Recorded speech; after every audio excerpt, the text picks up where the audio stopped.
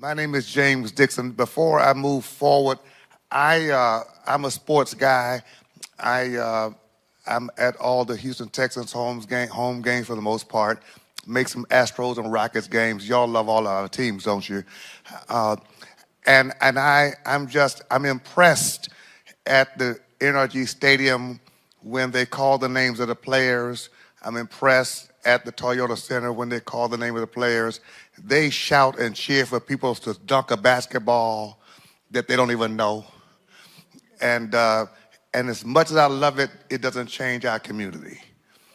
Tonight, we just said, let's thank our host, pastor of a community that's changing lives, that's shaping this region. Can we celebrate Dr. Timothy Sloan, please? Can we do that? Can we do that the way we do it at the NRG, the way we do it at Toyota Center? Absolutely, absolutely. Thank you so very, very much. I promise you, he does not make as much as anybody on those fields, but he gives a whole lot more, right? And so we are grateful to God for him and to others who are here. You'll be meeting shortly. Pastor Baker, thank you so very much for being here as well. Another pastor in this community. Give him a hand, won't you? We appreciate them and all who are here. Listen, I am James Dixon. I'm honored to serve, humbled to serve as the president of the Houston branch of the NAACP, the oldest civil rights organization in our nation. And we are glad to be here. And we did not invite ourselves in, but we were invited in, as you are aware of recent incidents taking place here in the Humble Independent School District. I do want to say that we are here because justice is our mission. Justice is our mission, and we believe fervently in the sentiments of Dr. King when he said, injustice anywhere is a threat to justice everywhere. Can we all just agree to that? Injustice anywhere is a threat to justice everywhere. And since we understand that we're on common ground, we have common values, because justice is an American value, it's a moral value, and without it, we cannot have civil society. In fact, Dr. King's quote, justice is what love looks like in public, stays with me. Justice is what love looks like in public. And so it's hard to say you love somebody that you treat unjustly. I want to thank you for being out here on this evening. I'm about to take over someone else's assignment, so I won't do that. But I will mention a part of her assignment. I do want to mention that we're grateful for our county attorney being here from Harris County, Christian Menifee, who you'll hear from in just a few minutes when she brings him. Glad to have him out tonight here in Humble, Texas, and to all of us who are here. Others will be introduced. But let me say that this issue at such a time is quite important, and for you to take time out of your schedules to be here this evening speaks volumes about your concern beyond yourself. I want to rush to introduce the education chair of the Houston branch of the NAACP, who's going to come and bring comments and give some directions. You can recognize some persons and bring some people up to have words. But this lady is also the president of the Houston Federation of Teachers. She is a social justice advocate. And let me tell you, if you're in a fight, you want her on your side. I want you to celebrate this woman of faith, woman of vigor, woman of advocacy, Ms. Jackie Anderson. Can you celebrate her, please? Thank you, Bishop Dixon. Thank you again to Reverend Sloan for inviting us into his home. He's the shepherd here, so I'm not going to preach tonight. I want to thank those of you who are here, because I always say, we are not going to be saved by anyone. We have to save ourselves. And as the bishop said, a threat to justice anywhere is a threat to justice everywhere. So when we hear about egregious acts or things that are said by people who are leading us and leading our district and our children, we need to be upset about it. We not only need to be upset about it, we need to do something about it. So whatever results come out of tonight's meeting, I hope that we are giving careful thought and consideration about the person that's leading the district. Because if it came out of your mouth, it was in your heart, and that's very serious. So thank you again for coming out. Thank you, Bishop Dixon, for leading this effort, and the NAACP. As chair of the Education Committee, I was an educator for 33 years, and I've run the gamut of what can happen in classrooms, what happens at schools and school districts. I'm the president of Houston Federation of Teachers, and you all know what is going on in HISD. I've never used such a word about anybody at any time, and I think it's highly inappropriate. And I hope that you all are on the same page. Thank you very much.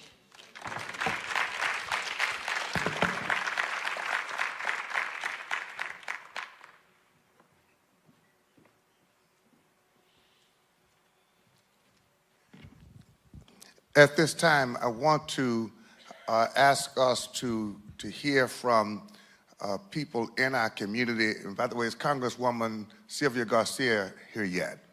She should be making her arrival. I do not want to miss her. Sergio Lira is here with LULAC. Can you give him a hand, please? We will hear from him momentarily. I first want to do something that we normally put on the back end. I want to bring this to the front of the agenda today. All of us are here because you're concerned. I want to hear from the community. We want to make sure that your voices are heard. What your thoughts are concerning the egregious comments that were made by the superintendent, and any other concerns you have relative to injustice, discrimination, inequality, and inequities that persist or have persisted in the Humble ISD. I want to make sure that we give your voices significance and value tonight. We don't want to just have you come to hear us. We've come to hear you. And before I do that, let me ask all of the executive committee members of the Houston NAACP to stand. We appreciate you and our vice president, newly elected vice president, Siobhan Steuben. Thank you, Mitch. Thank you so much, Sylvia and Jackie. Thank you all very much for being. Now, listen, I know you don't think it's much, but the volunteer time that it takes to be on the executive committee of the NAACP, trust me, oh my God. I'm trying to say something here that it is a labor of love. It's a labor of love because people never think you're doing enough, especially people who are doing nothing. You'll catch that on 1960. But can you give these executive committee members another hand, if you will, please? We appreciate it. And then I'd be remiss if we don't recognize that we have, of course, a board member of Humble ISD with us tonight. Thank you so very much, Miss Martina. Give her a hand, Martina Lemon Dixon. Doesn't she have a great last name, Dixon? That's a great last name, and we're grateful to her. Listen, if you're here tonight, as a parent, as a community member, as a citizen, as a teacher, as a worker in the district, someone who's observed it, we want to give you a chance. We've got 2 microphones in the aisles for you to come and give a comment on the situation that you're concerned about, or even your thoughts about this situation. What drove you to leave your comfortable home this evening and leave your family duties to get here to be a part of this conversation tonight? And you don't have to rush. Don't run over anybody else. Just take your time and walk up. The mics are available, though, for you to come and speak. Anyone would like to have a comment at this time? Just lift your hand and start moving toward the aisle. Please don't be shy. Yes, thank you so very much. Good evening, guys. My name is Judy Castillo, and I am a community member, community advocate, a former teacher. I am running for position 5 in Humble ISD. One of the reasons why I'm running is because 2.5 years ago, my students were marginalized. I used to work at Summer Creek High School, and I took all of the necessary steps for my students to wear a nice sarape, colorful stole. That stole, it was a victory of 100 hours of community service, days that they gave up their late arrival days. We build bridges with elementary schools, and we partner them with Big Brother, Big Sisters, and the kids will go into bilingual classrooms and read. This was 100 hours of community service. Once those students crossed the stage, those were removed by the superintendent, okay? And there were other students that were actually wearing stoles and did not have permission, and those were not targeted. It was only my students. So after that incident, I decided to put myself out, and the only way is coming out of the district. I resigned from my position. I am running now as a board member. 38.3% of the student population enrolled are Latinos. In 100 years that ISD has, there's never been a Latino or Latina to serve in the school district, and that is a shame. There is no bilingual newsletters going out to our parents. Our parents are lacking that diversity in our schools. The majority of our schools, you know, like Summer Creek High School, I can tell you 43% of the population where I work were Hispanics. And if you interview parents, they're having difficulty engaging in the students' life because there's no Spanish translation whenever they want to speak to teachers.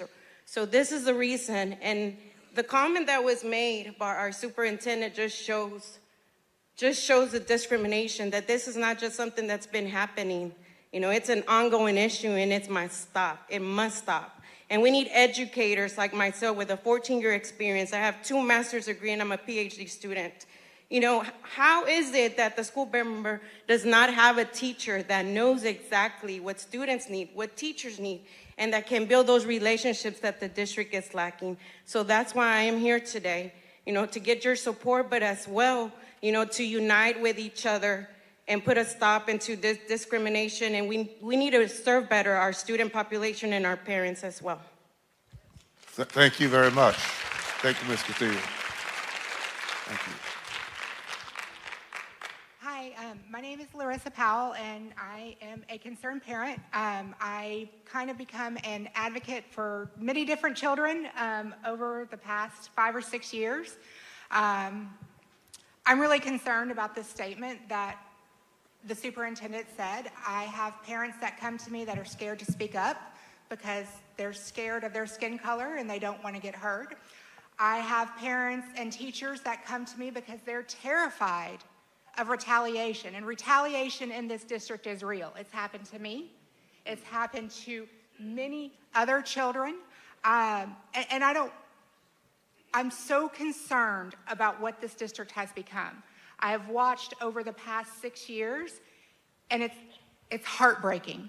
It's heartbreaking. I've gone to several meetings to talk about the corruption and how several members in the upper cabinet and school board have become bullies. And it's got to stop. We have to focus on not politics and political stuff. We have to get away from that, and we have to get back to these kids, because these kids and these teachers, they're suffering. And I probably get 2 or 3 phone calls a week of, what do I do? I'm getting stopped, or I'm too scared to speak up, or it's heartbreaking. I've gotten into open records, and certain people have bullied me about that, but this is a problem. The superintendent was elected in the middle of the night, very, very shady business, and this is a reflection of some of those members on that school board because they did not take proper procedure to get him vetted and everything else. And I'm very concerned. Thank you very much, Ms. Powell. Thank you. Yes, ma'am.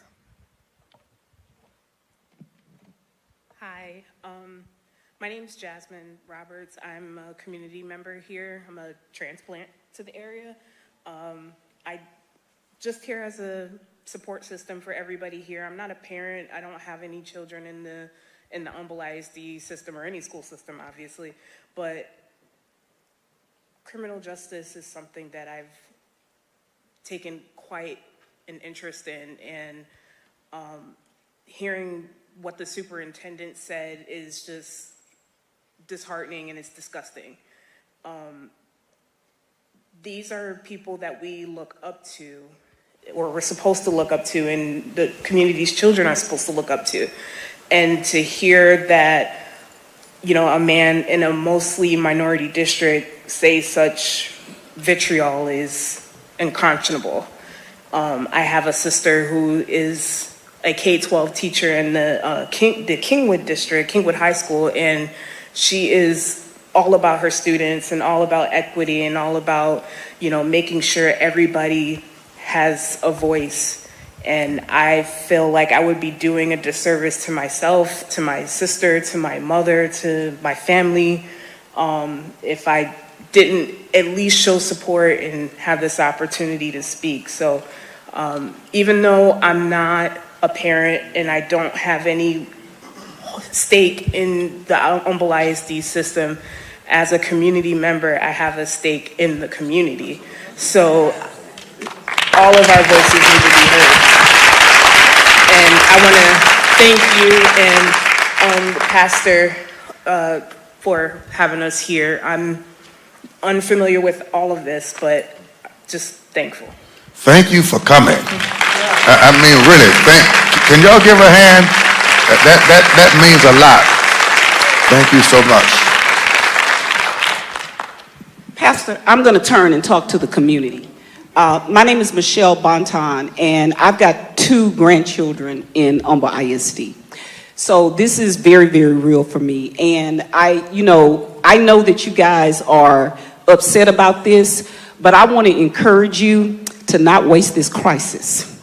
This happened at a great time. There is a board meeting that is coming up, and the superintendent is appointed by the board. Turnout at school board elections is historically low. And so I want to challenge you guys tonight. Let's not just talk about there is a problem. We know that. They don't care about us talking. They don't even care about us marching anymore, right? So let's have a call to action. Not just take yourself to the polls, but commit to take some other folk with you. That is how we make change in this community.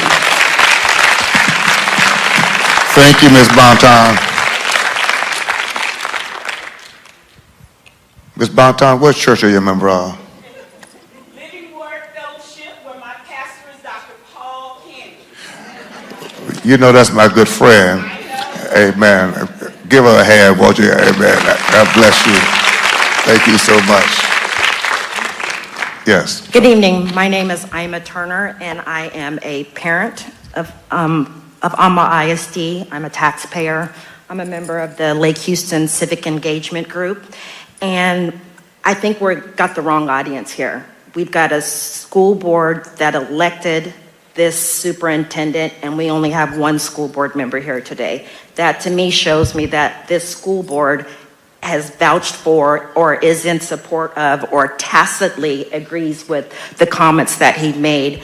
I, like so many of you, have circulated the comments that the superintendent did to justify his statements of saying lynching, and the picture was a sharecropping old white family. So I struggle, and I'm a lawyer, so I struggle to find the nexus between that picture and his use of the word lynching to lynch the mayor and personnel from Centerpoint who worked so desperately hard to get us back. So I feel like the comment was said, this is the opportunity now, because we've got people here that are running for school board. The chances of them winning their seats are so limited because this school board is controlled by 1960 Kingwood. So if you're not 1960 Kingwood or anything like that, the chances of you winning your seat are slim. So if that tells you what the perspective of this school board is, because Kingwood is a Tea Party, Donald Trump, fascist community that supports these kinds of statements, the only way that we can change this is to get rid of the board that we have now. So all of you all that are running for election, please stand up.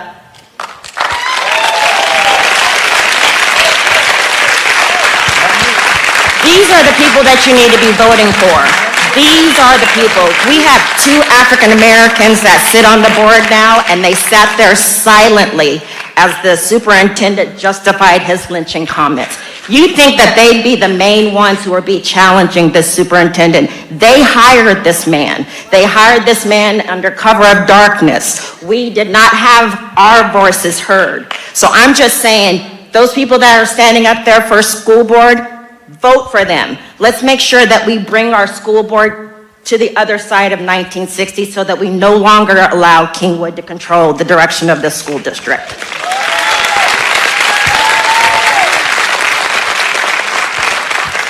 Thank you very much. Hello, my name is Nafia Woods, and I actually was a graduate of Humble High School, Humble Middle School, and Humble Elementary School. And I have two students who are in the Humble ISD district. One being a student who actually was awarded a National Math Star Program Award, and the other who is on the autism spectrum. So I am a parent, and I'm a former student, and I've been in this community. And I moved away, but I came back so that my children could be in this community as well.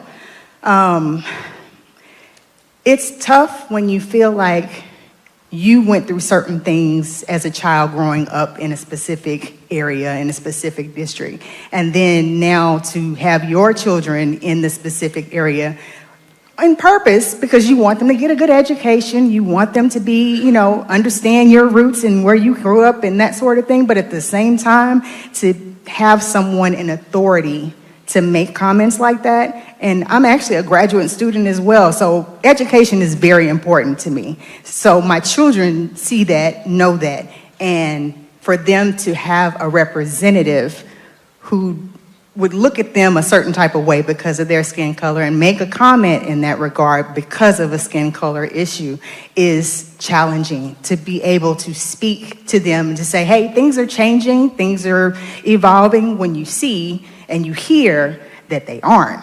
So I'm here because I want to make a difference in my community. I am going to make sure that I'm there to vote. I am going to make sure that I'm going to talk to other people in the neighborhood and the community so they can get out to vote. And it's time for us to do more action than talking. I agree with the young lady that spoke earlier, so that's all I have to say. Thank you very much. Coach A.J. Jackson. Pastor Dixon, I saw you at the school board meeting. We've worked together on a few occasions. Don't forget about our pastor's golf tournament, because that's why I text you, right? We expect you to be there. Anybody else want to be a part of the golf tournament? It's on May 5th. All right? So we'd like for you to support our pastor. He's doing things with the STEM program with young people to develop their skills. Can I just make a donation if I don't get to play golf? Depends how big it is. Yeah. So we worked on the HISD situation. We ran into each other. And my thing was, matter of fact, if you're a lawyer, stand up. If you're a lawyer, stand up. Okay? We got to stop playing games and talking. We need to file a lawsuit, like I said with HISD. And when you get that subpoena, you're going to have to talk, right? That's where you start, right? File a lawsuit. This gentleman here, I heard you on the radio and on the TV. You said you was going to file a lawsuit against the governor of the state of Texas because what he's doing is disenfranchising a whole group of people. I almost jumped through the radio, right? If you don't put it in writing and put it in action, it's nothing but words. And no disrespect to anybody else. I've been there too, right? We should not leave here without something drafted, right, to file a lawsuit against Humble ISD as a community.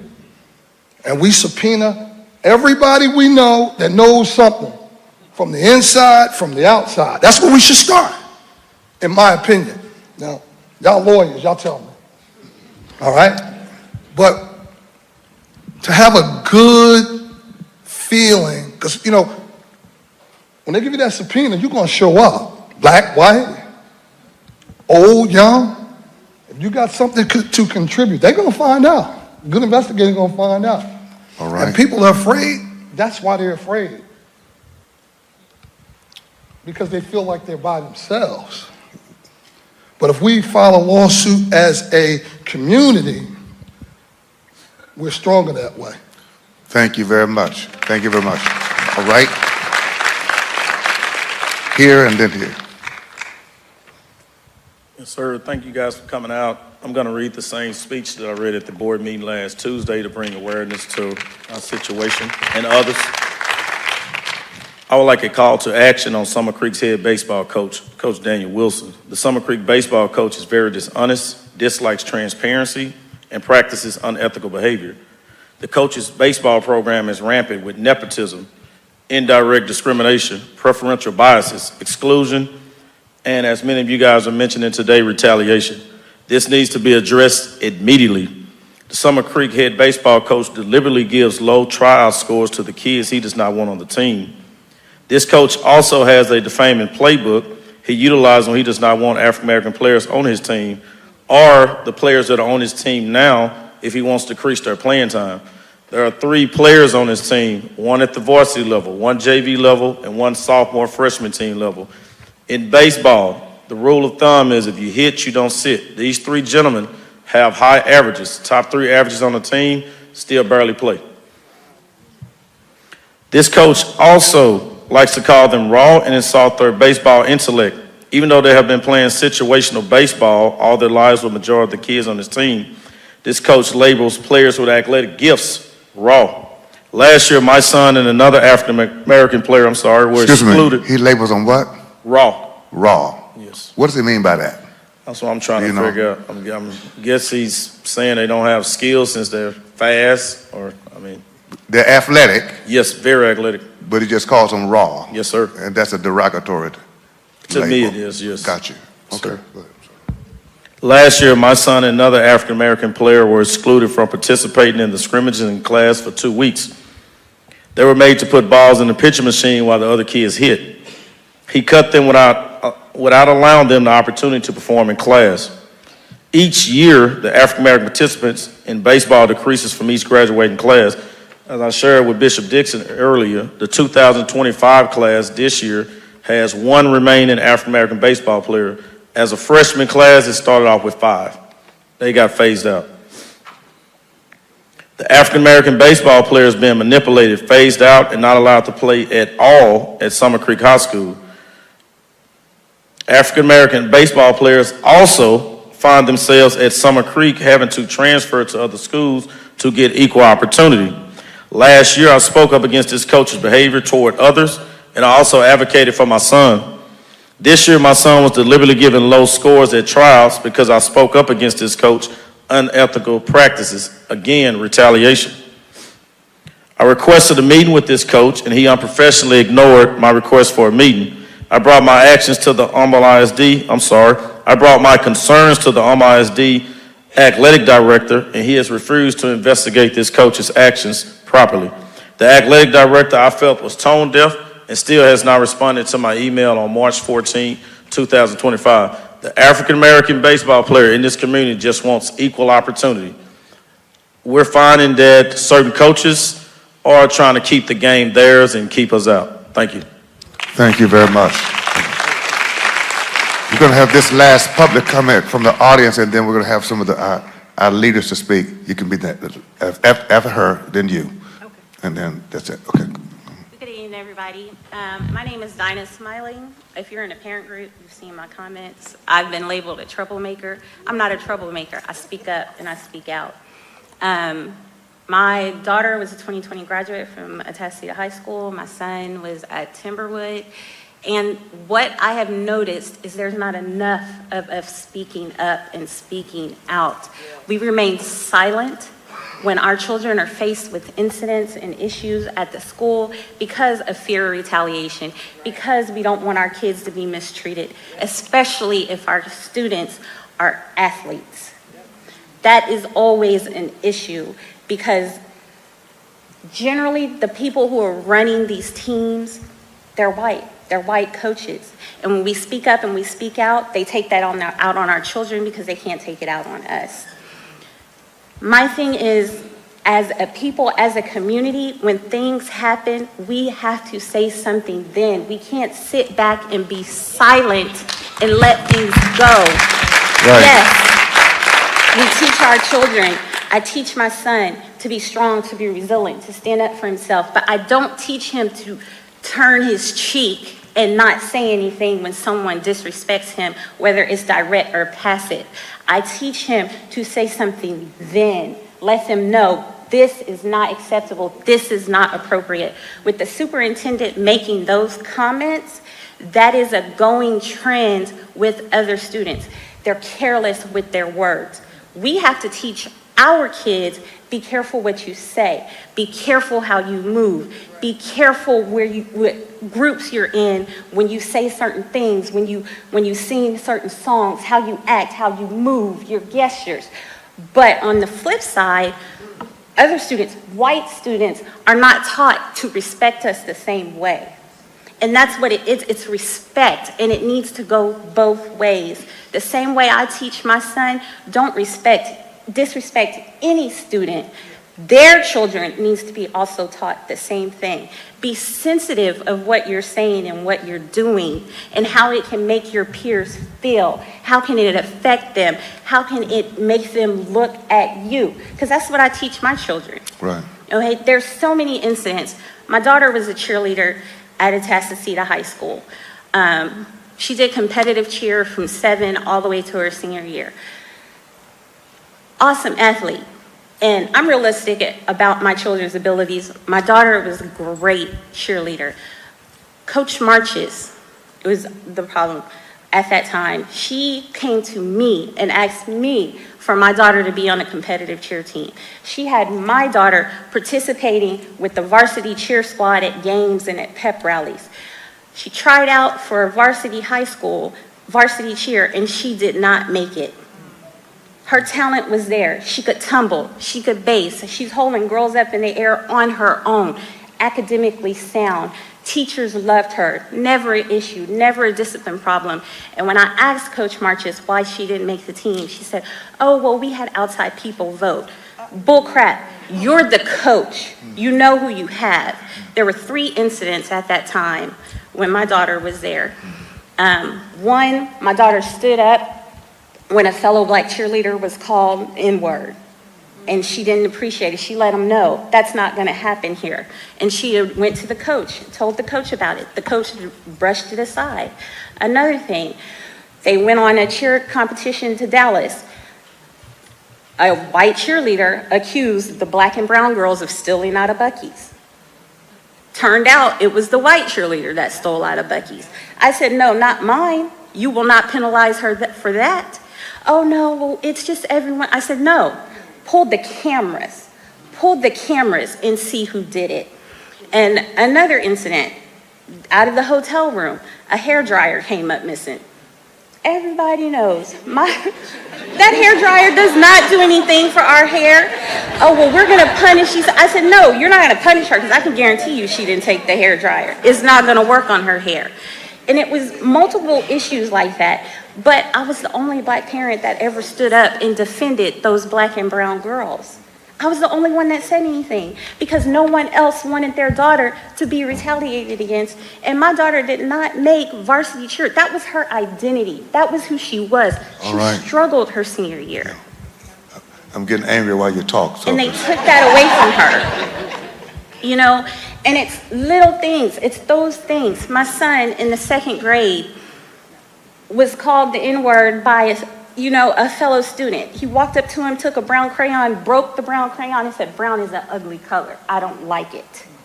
These are 2nd graders. Where are they learning that?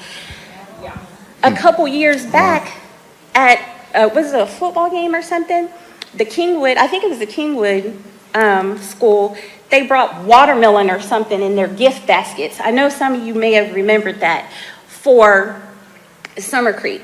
No, that wasn't a oops. That wasn't you know exactly what you're doing, but we are not speaking up and we're not speaking out when those incidents happen right then and there. If we come together in a big enough voice and we say, no, this is not acceptable, let's address it now, we can make a change. Thank you. And speaking on the members who are running for board, just one last thing. The members who are running for board, I stayed in that group, I read comments, I look at likes, I look at hearts, and I look at this. Please be aware of who you're voting for. Now, they may seem like a good choice, but if you go back a couple of years in that group and you look at their likes and their loves, it tells the truth. Look at that. Research that and know exactly who we're voting for. Amen. Thank you very, very much. Good evening. I'm a teacher in the Humble School District. My name is Terry Phillips. Just give her a hand for being here then. Yes. Well, I've been in the district since 2014, and I came from California to Texas. I was recruited for HISD, and I said, no, I'm going closer to home. I've been in education for 53 years.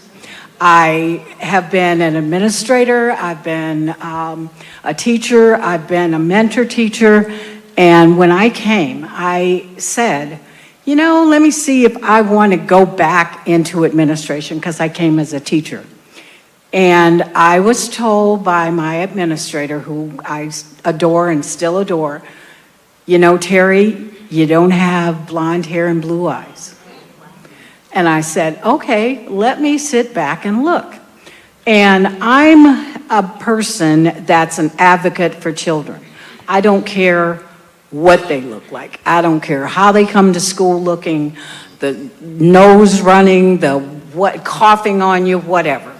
The kids come to my room that I don't even know in the morning. Hi, Miss Phillips, how you doing? Can I give you a hug? Yes, you can. Recently, I had some issues with the district that were swept under the carpet.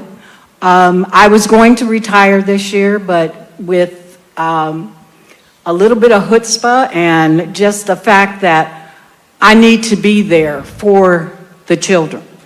I told because I've been through a lot. I worked with Arnie Duncan, who was the Department of Education superintendent for the nation when I was in California.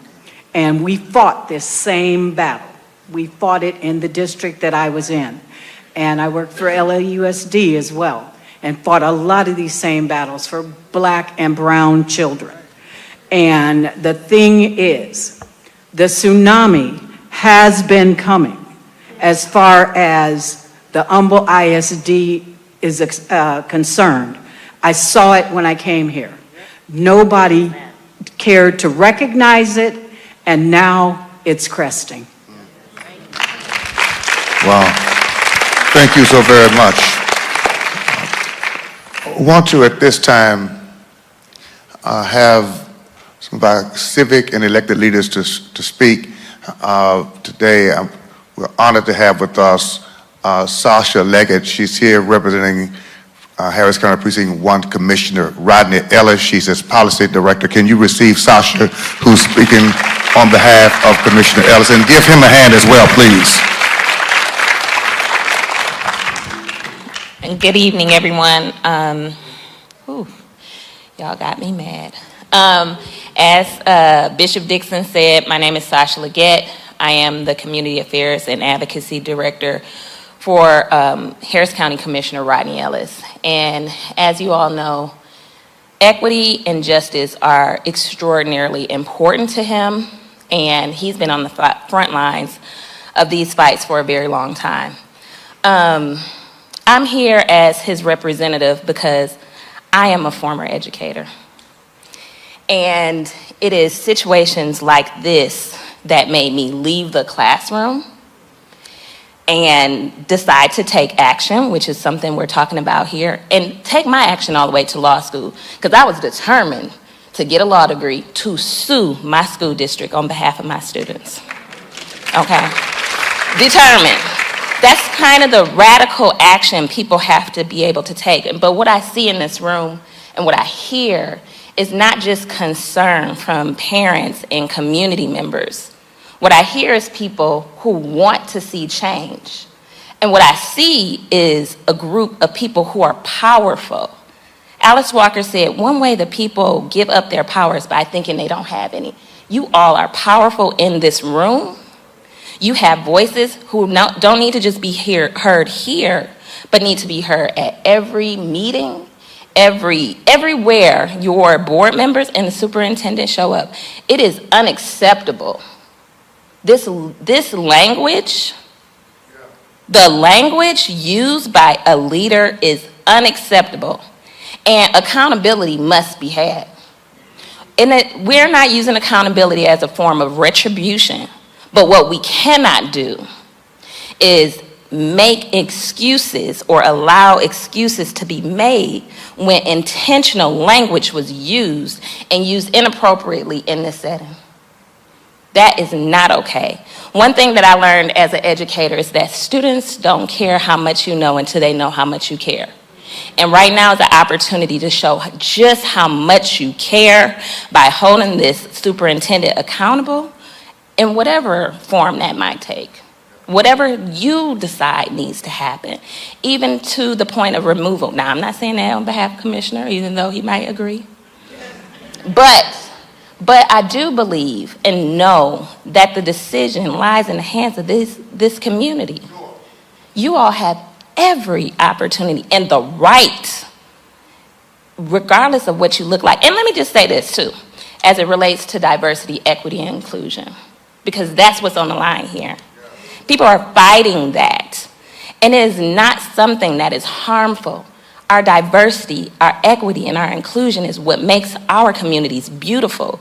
It is what makes them strong, and we have to make sure that we're standing up and protecting our communities and making sure that diversity, equity, and inclusion are at the forefront. And therefore, what has happened cannot go unaddressed. And if the people you have put in place to address it refuse to do so, y'all know what y'all need to do. Y'all already know. That's why you're here. So I want to thank you, and I want to support you. The commissioner's office is here to support you, but this is already a group of strong people ready to take action. And that's what our communities and the students and the teachers need to see. They need to see action from you. Thank you. Thank you, Sasha Leggett. At this time, we want to have our county attorney to come, and then we're going to have Sergio Lira to come with LULAC. Christian Menifee is a fighter, and he is a lawyer, competent and courageous. Would you give him a hand as he comes? Appreciate it, man. Hey, I'll be incredibly brief. I'm Christian Menifee. I'm the Harris County attorney. I can't stand way up there on stage. Look, y'all, how many students? How many students in Humble ISD have gotten in trouble because of something that they said? Because of words that they spewed out of their mouth, intentional or accidental? How many students have been expelled? How many have been suspended? How many have been put in detention? How many students have played football team and their color of the skin looked like mine and they were called the N-word by the other team and they had to just deal with it? How many students? Our students each and every day are held responsible for their actions. Our students each and every day are held responsible for their words. And if you're going to be the leader of a district with 48,000 students, you need to be accountable and responsible for the things that you say as well.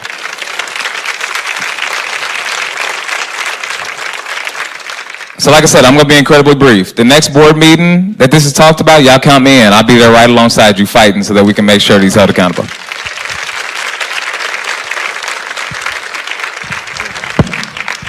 Sergio Lira is a partner with the NAACP, LULAC, and NAACP works together all the time, have done so for decades and decades.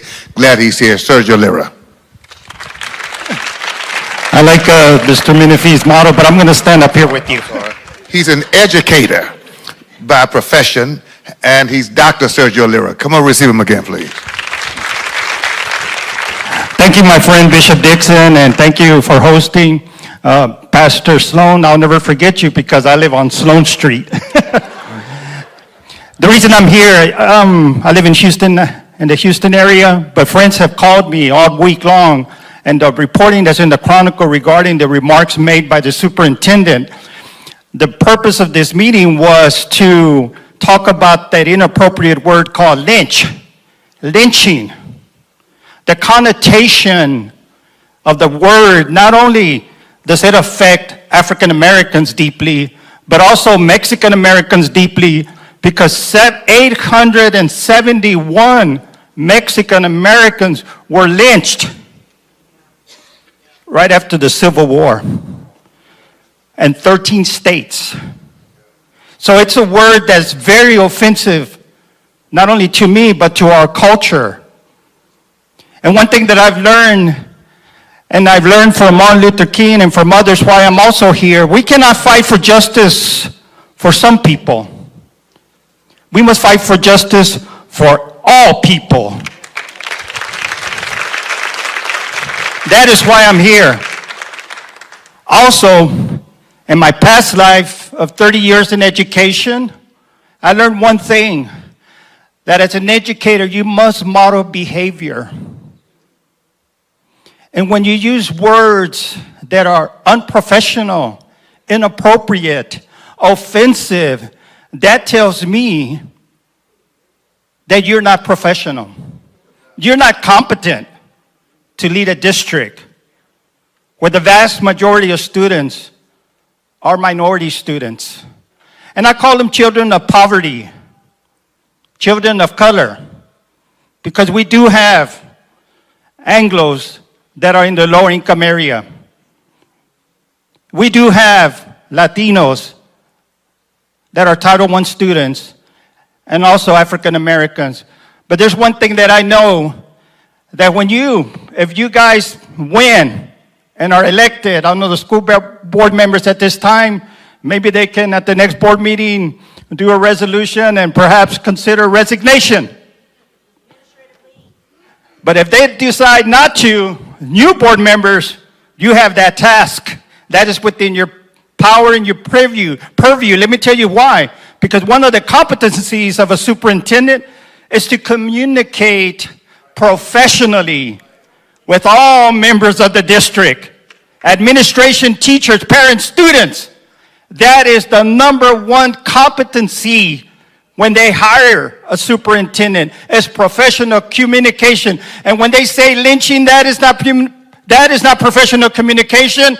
That hits the raw bone and soul of our DNA, those who came before us, who lost their lives, and we're not going to tolerate it. Are you with me?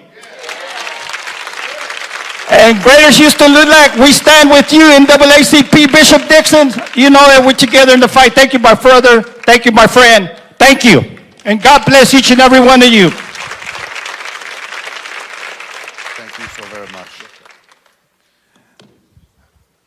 I want to acknowledge tonight, we're grateful to have with us another, well, she is a bold, brave sister and a county official tonight, and I'm grateful that she came out to be with us, and I'm not surprised that Carla Wyatt showed up to be with us tonight. Carla, why don't you have a word with us tonight? Come on, give her a hand. This is the first African-American county treasurer. I say she's the first African-American Harris County treasurer. Can you give her a hand, Dr. Carla Wyatt? Thank you all for allowing me to be here. I don't think that I need a microphone. I speak very loudly. And I just, my heart is pounding very, very fast, because when you come up behind people like a Christian Menifee and the gentleman who leads LULAC, and you have Reverend Dixon and folks like that in the building, you have to be ready. You have to be ready. And then I said another one of my mentors in here, Congresswoman, she's responsible for me being at Harris County. She saw my resume and brought me in 23 years ago. Thank you, Congresswoman. But I just want to ask you a question. I want you to dig deep down into your soul and ask yourself, is my living in vain? Is my giving in vain? Can the clock be rewind? Am I wasting my time? You got to ask yourself. And the answer is no. Of course not. It's not all in vain.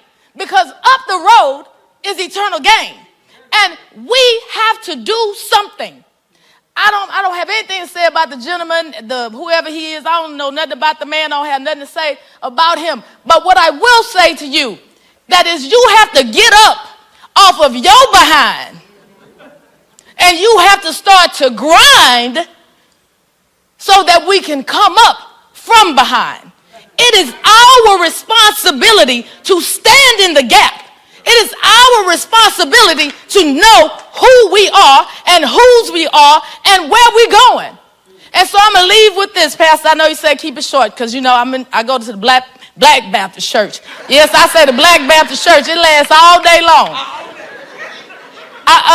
But I just want you to take this one word with you. Stop. S-T-O-P. I want you to stop making excuses as to why we cannot come from behind. I would like for you to stop letting people off. Stop going in the grocery store with your slippers on. Put some clothes on. Get them pajamas off for yourself. My mama said if it ain't good, make it look good. So we have to stop, which means that we have to stand. That's S. We have to stand tall. Hold your head up, ain't nothing on the ground. We have to be obedient to the word. And then we have to push forward towards our positive result. So just stop. Sometimes you have to just stop. I think it's in the Bible. I think it's Joshua 10, 11 through 12, where Joshua asked the Lord to stop time. And the Lord stopped the sun, stopped time. And Joshua and his army, they were marching. Trying to get there because they were going to fight. But when they got there, the battle had already been won. So once you stop and you realize who you are, the battle has already been won. I'm Dr. Carla L. Wyatt. I am your Harris County Treasurer. I am Carla like the hurricane, Wyatt like Earp. If they say that I've been in trouble, it's probably true. That's why I keep people like Menifee around me.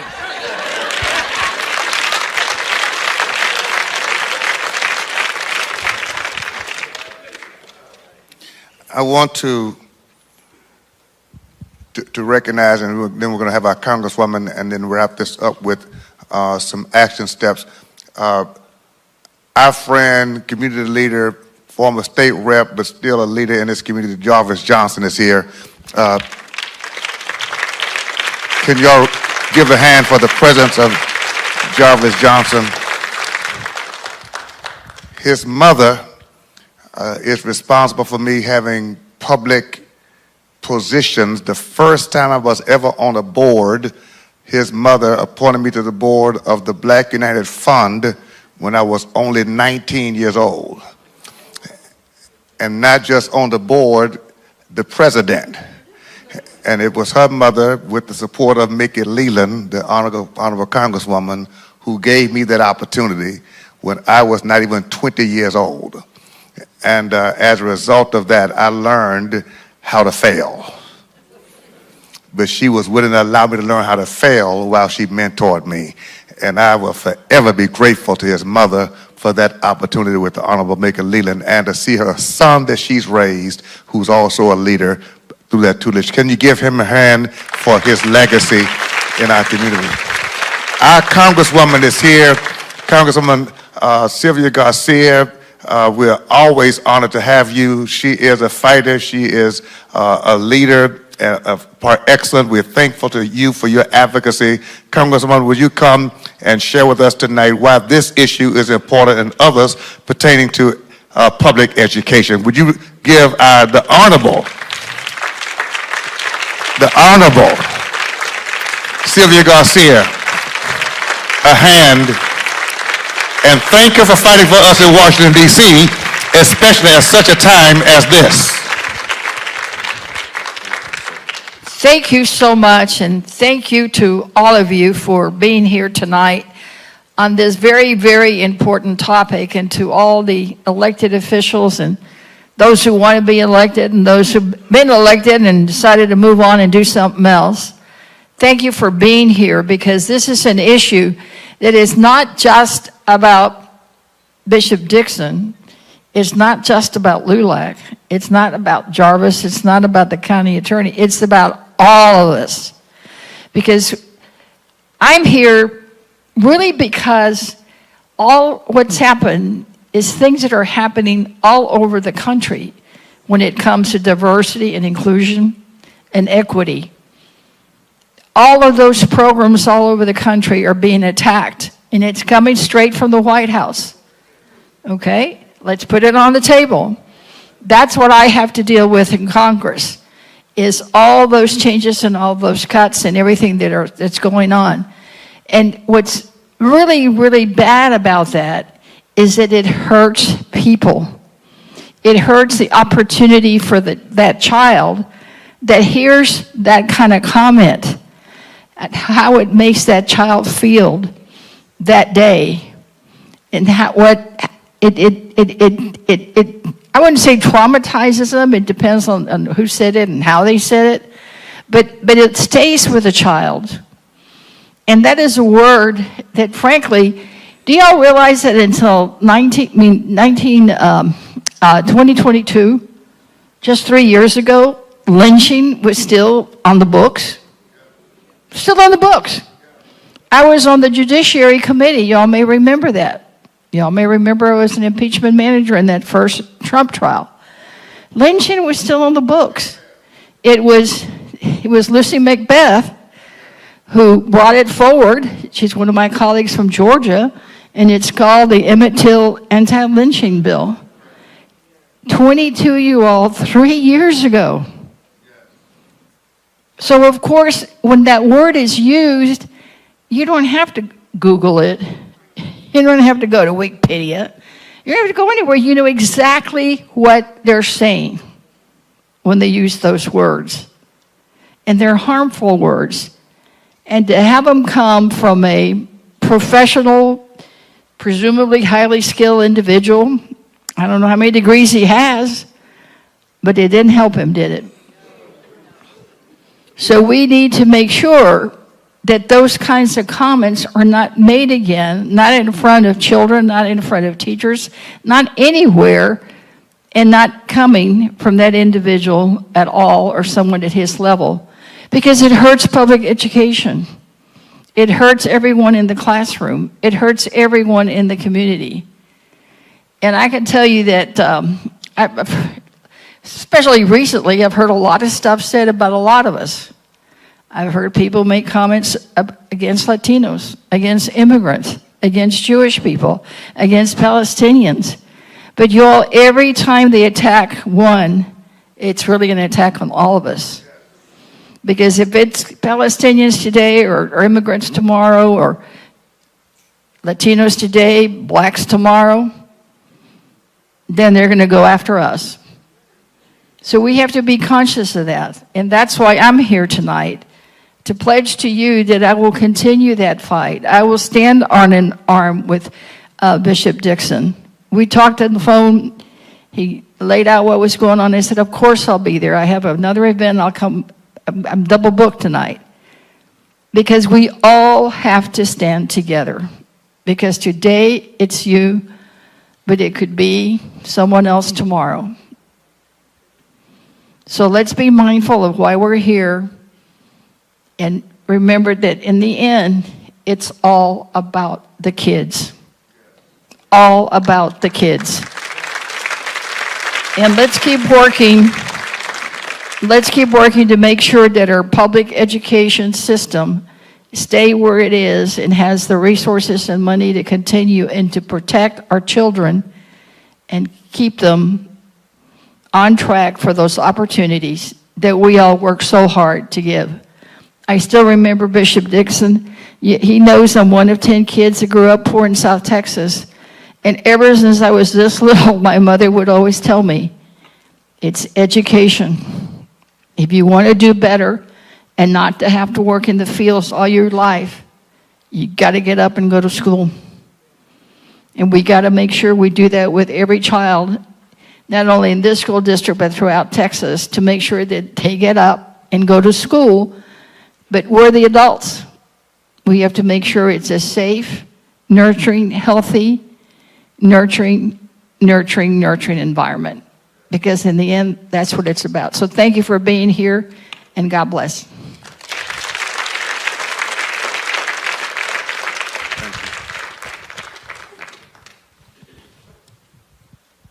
Let me say to all of our leaders who have come tonight, elected, civic, all those parents who spoke, the teachers, and all of you tonight, we're blessed. We're blessed tonight by this aggregation of leaders who are willing to stand up and speak up and show up. Can you give all of them a hand, please? Please do that. Please do that, because there's a cost when you do this, as you see here on tonight. Nelson Mandela said that there could be no keener revelation of the soul of a nation than how it treats its children. And it's very important for us to recognize that what we're doing tonight, what every teacher does when he or she shows up on a school campus, whatever that campus may be, whatever administrator does when he or she shows up, whatever any elected person to a school board does, whenever they show up representing themselves as a member of the school board, it's imperative that they recognize that we're demonstrating what we really believe the value of children happens to be. That it's more than a profession. It's more than a career. It means that I care enough about children, every child that shows up in a classroom, that I want to represent to them what it means to be the best of myself, because I believe in the best that's within them. We're here tonight because, unfortunately, there are people in school systems, whether it's administrative or elected or classrooms, who simply don't need to be there. There are people who occupy such positions whose values don't align with what you've heard spoken of here tonight. And it doesn't matter what your academic attainment may be, it doesn't matter what your skill sets are professionally or academically, if you don't have the moral consciousness required to be the best person helping to shape and to develop the minds and hearts of children, you belong nowhere close to a school building or to a school building's administrative office. That's just simply the truth. Most of us here can remember educators, black, white, or brown, who believed in us. I'm here tonight listening to these comments, and I can remember teachers, principals, black, white, and brown, who cared about little Jimmy Dixon. People who looked like me, who gave me a chance, who gave me a push. And whether they were a teacher or a coach in school or in the Little League, I remember a man like Jim Clements, who was a coach of the Timber Grove Bengals. I was the second black who entered the Timber Grove Dance Club. And I remember that there were some people who looked at me rather strange, at my father rather strange in that league. But Jim Clements, a white man, blue-collar worker, put me around in his arms and walked with me onto the practice field and introduced me with a boisterous voice and stood as one who made sure that no one thought that they could say something negative about me without having to deal with him. And he followed me all the way through school until I became a pastor, and I ended up preaching his eulogy at his funeral. Jim Clements. I won't forget those kinds of people. But I also remember the opposite. I remember teachers and administrators and principals who made it extra hard for people who looked like me and my Hispanic classmates and schoolmates. I remember them. I remember the scars that children left school with. And so tonight, we stand here because the leader of the humble ISD has made some of the most egregious, insulting, offensive, derogatory comments possible.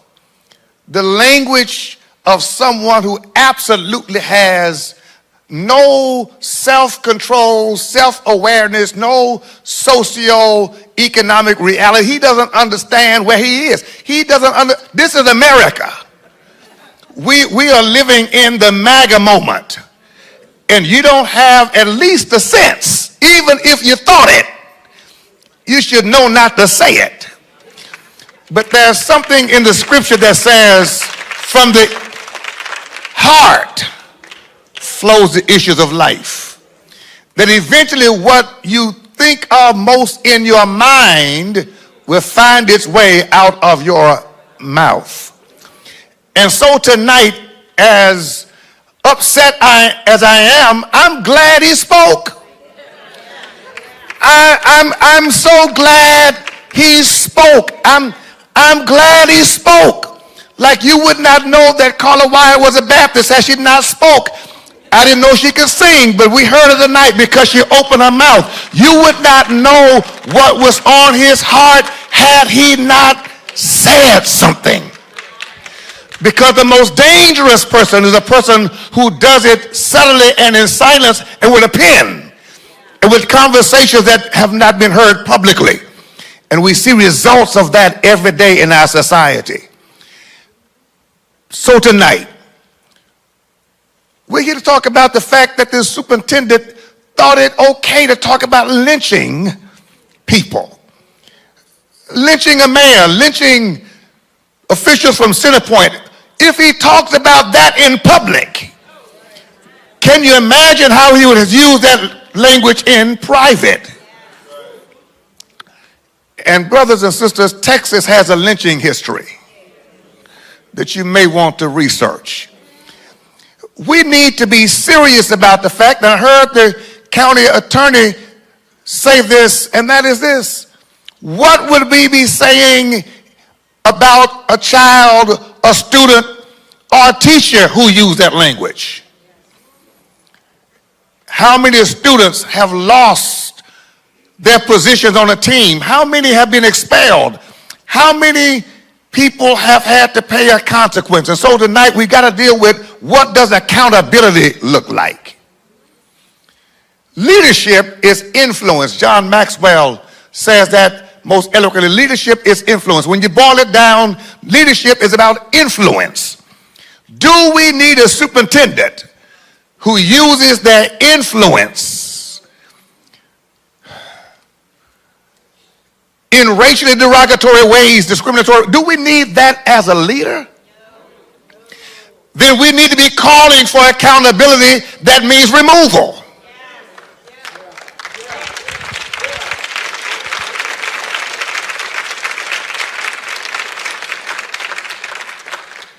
And so there's got to be some accountability. But then there is also, as has been mentioned, we've got to fight this kind of battle legally.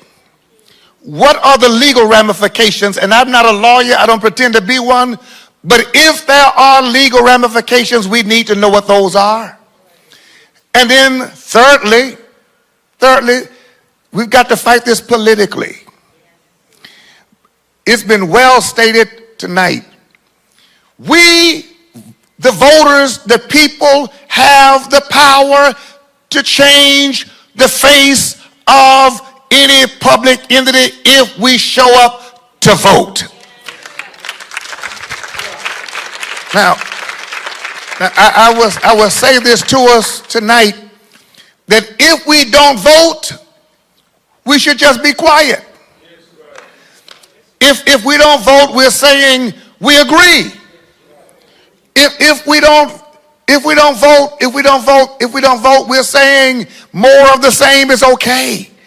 And we're saying to our children, we really don't care much about who leads the district and who teaches in our schools. I listen to these comments.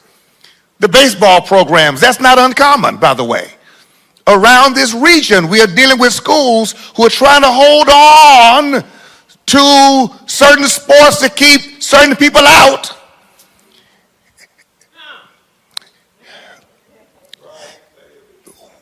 When are we going to stand up together to say, no, enough is enough? Every student deserves her chance, his chance, whether it's to be a cheerleader or a baseball player or a tennis player or a golfer.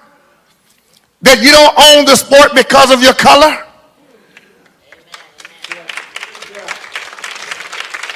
But there are people who literally are treating these programs like they own them on taxpayers' dollars.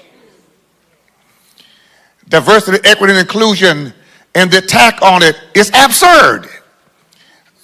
Have y'all thought about that, by the way? I mean, think about this. Think about this. Just a quick second. I mean, diversity, how is it that diversity, equity, and inclusion has lowered our society? Think about that. Think about those who invented the stoplight, the traffic light, think about the gas mask, think about heart transplants, think about all that has been done by people of color. And then ask this president, do you know that the house that's white you live in was built by black slave hands? Y'all are too quiet for me. I'm saying that it has taken all of us to make America prosperous. But until all of us stand up for all of us publicly, not just privately, we're not going to change things. So we got to fight this dealing with accountability legally and then politically. I don't know these candidates, but we need to screen them and decide who we are going to support and go public with the campaign. Okay. Now I will say this to us. I'm closing. I know I'm at a visiting place. I'm at the Luke Church, not at my church. I've got to be mindful of my vocabulary. Let me say to us, what bothers me is it takes too much for us to get mad. Like we are docile. Okay. Listen, you cannot change the course of history being modest. There is no story in history where you change the course of history with modesty. At some point, there's got to be agitation and disruption if there's going to be different legislation and new direction. And the question that is raised tonight is, if these leaders will stand with this community, will this community stand for itself? Okay. That's really the question I want to leave with tonight. I was the first African-American quarterback at S.P. Waltrip Senior High School. And we had a good team. We were picked to win the city my senior year. We won our first 3 games. 4th game, we were in a tight game. We were behind at halftime, and our head coach lost his temper. And he called the kid, Lester Burton, the N-word, at Del Mar Stadium on 610 and 290. My dream was to go to college and play football. That was my dream. I slept with my football in my hand. I believed in the sport. I grew up to play. That was my dream. The only reason I didn't make it was because of what happened in this moment. I was so devastated. We met with 10 black players that night at a Jack in the Box on the corner of North Shepherd and West Donovan. And the question was raised, what are we going to do about Lester? And I said that night, I am not going to play another down of football at Waltrip until Coach Spears apologizes to Lester. It's Friday night. And around the table, they agreed, we won't play until he apologizes to Lester. We just simply thought we'd go to school Monday morning, meet with the coach in the office before school, he'd apologize, we'd be playing, win the next game. But he acted as if it never occurred. He ran us out of his office and said, get to class. We walked out of that office and said, now, Jimmy, what do we do now? I said, well, why don't we go to the principal's office, Mr. Paul Ofield, and let's explain. I'm sure he'll understand. And Mr. Ofield, after we waited for 40 minutes, met with us and gave us a 5-minute conversation and said, okay, boys, I'll look into it. You all go to class. Don't worry about it. This is not that big of a deal. Just go to class. We left and went to class. And after school, they said, Jimmy, what are we doing? I said, I'm not playing. I'm not going to practice because Coach has not apologized to Lester. And we met under a tree on the campus, and the coach found us and said, Jimmy Dixon, if you don't get your so-and-so to that football field to practice with the rest of y'all, you will not play this Friday night. Do you understand? And we said to him, Coach, do you understand that if you don't apologize to Lester, we are not going to play on Friday night? It ended up being the first time I ever led a press conference because he refused to apologize. We didn't think it was going to last the rest of the season. It cost us the rest of our senior year of athletics. Because there's never progress without sacrifice. And I'm saying to us that these problems are not new in Humboldt HISD. Many of you have been hearing about these for years. The question becomes, who's going to make the sacrifice? Because if we only talk about it without being willing to stand up on the front line, it will never change. That line I heard saying that the power is on the Kingwood side, on the MAGA side, won't ever shift until somebody decides to make the sacrifice. It cost us our senior year of athletics, but by April, a young white coach had joined our team, our staff, and that coach behind the scene said to the athletic director, I will not continue working at this school if y'all don't do right by those black kids. They fired the head coach and put the principal on probation for 2 years. They fired 2 assistant coaches because the history in the school started to come out. And I learned in that moment that a black had never gotten a football scholarship out of Waltrip in his history. But the next year, with a new coaching staff, kids went to college and to the pros and to the Super Bowl out of that same high school because somebody decided to make a sacrifice.